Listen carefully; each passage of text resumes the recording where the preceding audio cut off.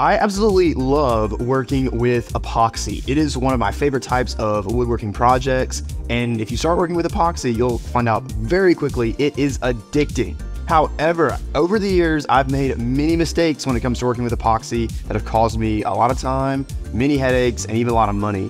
And so if you watch today's video, I'm gonna show you my top 5 mistakes that you need to avoid when you're working with epoxy. Let's get started. Mistake number 1, not sealing your project.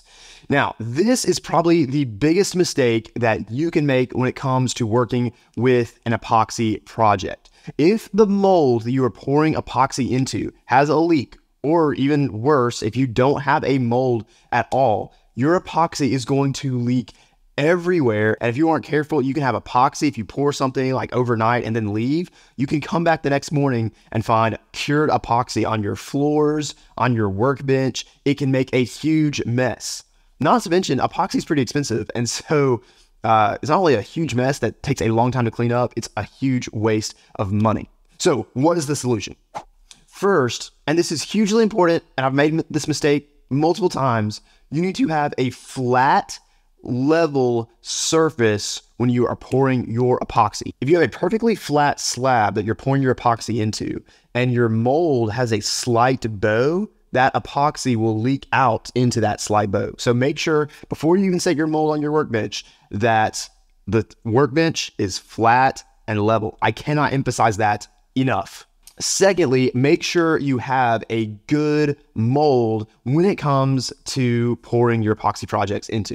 Now, I am very biased. I love the molds from Crafted Elements. I'll leave some links in the description to some molds that I've used from Crafted Elements before. And if you use the link in the description, you'll save $10 off your first Crafted Elements order. These molds are silicone molds that are extremely thick. So you don't have to build them out of melamine and caulk them up. They're come in the mail. They are ready to go for you. And what's also nice about these molds is you can use them over and over and over and over again. Whereas if you build a mold out of melamine or something like that, caulk it up, after that one epoxy pour, it's pretty much done. So in my opinion, after you maybe make 2 to 3 epoxy pours in these Crafted Elements molds, they have already paid for themselves. And then after that, you're just, basically pouring epoxy projects for free. I rave about Crafted Elements all the time because they make amazing products. And they're not even paying me to say that. I bought their molds with my own money. I love their products. Once again, the link's in the description to their molds. They will save you a lot of time. Mistake number 2, it is not popping bubbles. When your epoxy is curing, little pockets of air are going to rise to the surface of your epoxy, and then it shows up at the top of the project as bubbles. Whenever you can, you want to run over these with a propane torch, just really lightly, and pop all of those bubbles. It's a very satisfying thing.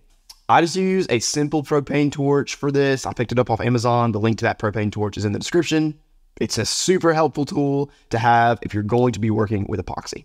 Now, one mistake that I made when I was first getting started with epoxy projects is I thought, once I've done this once, I am good to go. And so I would maybe make an epoxy pour at the end of my day in the shop, pop the bubbles one time, and then leave for 12, 24 hours and come back and there were bubbles in my epoxy project.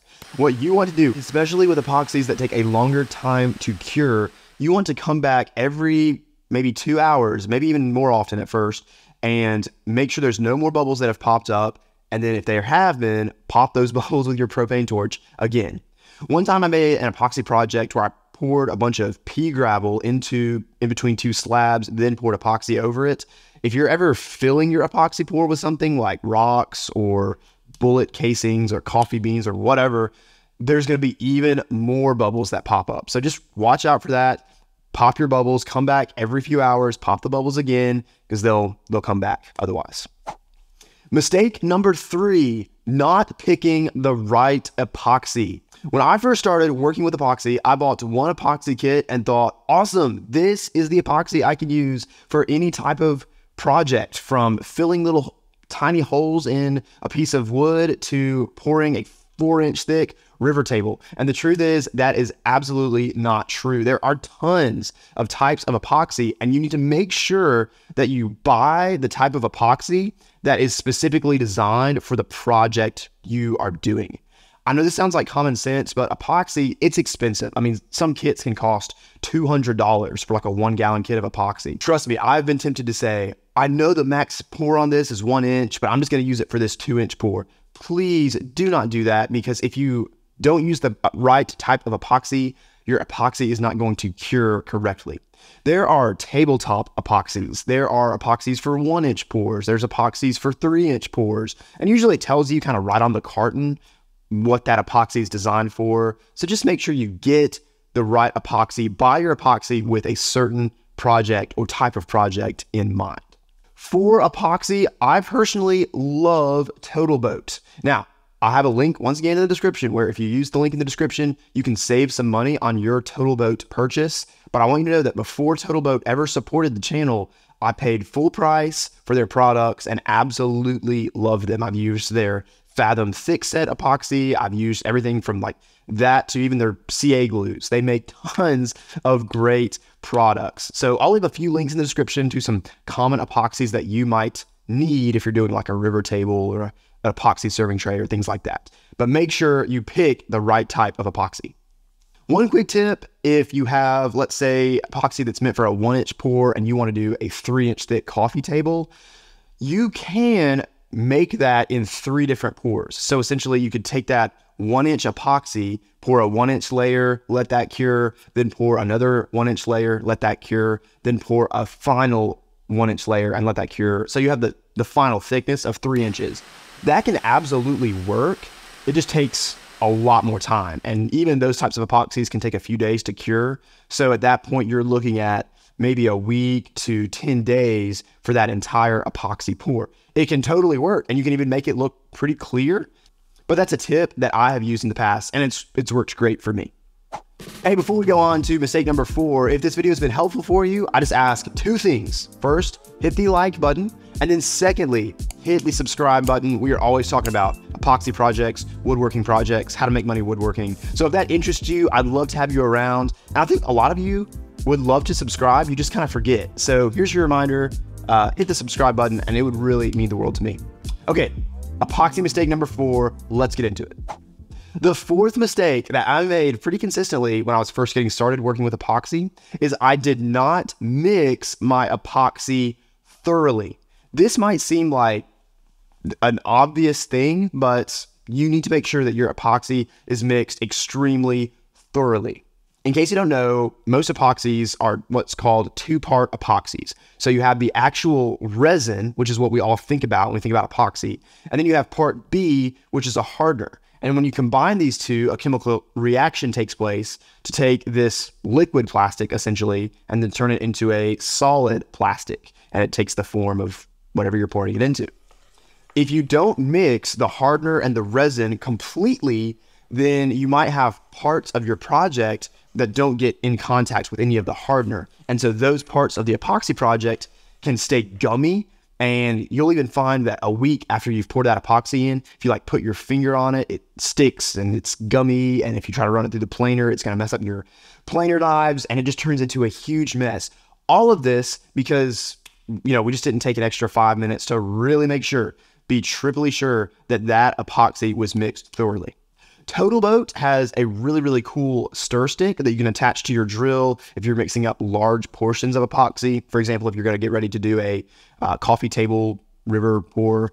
I've actually never used that stir stick, but I've heard a lot of people say great things about it. So I'll leave a link to it in the description. Once again, if you use the link in that description, you can save some money on your purchase.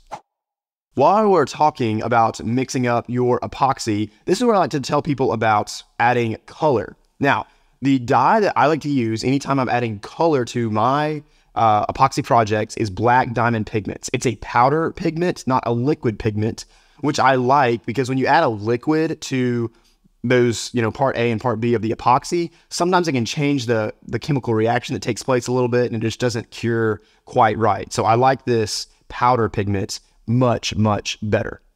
when you start adding your pigment into your buckets that you're mixing up your epoxy in, you're going to be looking at that color. But a quick tip is your color, when you pour it into the project, is going to lose some of its vibrance, because more than likely it's going to be, you know, kind of condensed in that bucket. But when you pour it out on a river table, it's getting more spread out. So make sure your color is just a little bit more intense when it's in the pail that you're mixing up that epoxy in, because when you pour it out, you're going to lose some of that color. So in the past, I've had some projects where I'm like, this is the perfect color. Then I pour it into the mold. I come back the next day and it just kind of looks desaturated. And that's because all of that dye was kind of condensed in the bucket. But then when you poured it out, it spread out. So hopefully that makes sense. But Black Diamond pigments are amazing. Once again, links in the description, but I really love their stuff. Probably the worst mistake you can make when it comes to working with the epoxy projects is this: not wearing a respirator. Now, this is important not as much when you're pouring your epoxy, but when your epoxy is cured and then you're running that project through the planer, or you're sanding that project or routing out edges, whatever, you must wear a good respirator or really high quality mask so that epoxy is not getting in your lungs. I said earlier that when you pour epoxy, it's basically a liquid, chemical reaction takes place, and now it's basically a solid plastic. When you are sanding over epoxy, you're putting plastic dust particles in the air. And I don't care if you have a vacuum hooked up to your sander or a dust collector or dust extractor hooked up to your sander, that dust extractor is not going to get all of the dust. And you don't want that epoxy dust in your lungs. That is not good for you. And so please invest in a good respirator. I use one from 3M that has replacement filters that you can get for it. I'll leave a link to that in the description if you want to check it out. But please, for your health and for your safety, wear a mask when you are working with any kind of cured epoxy. You just don't want that stuff getting in your lungs. You want to be working safe. Trust me, invest in a $30 mask. You will not regret it. So those are 5 epoxy mistakes that I've made. Hopefully the solutions will kind of help you avoid those mistakes. And if you have any questions, let me know in the comments. Now, if you want to see me kind of live making some woodworking projects with epoxy, check out one of these 2 videos, because I give tons of more tips about epoxy in these videos. So I'll see you in one of these. Until then, see you soon.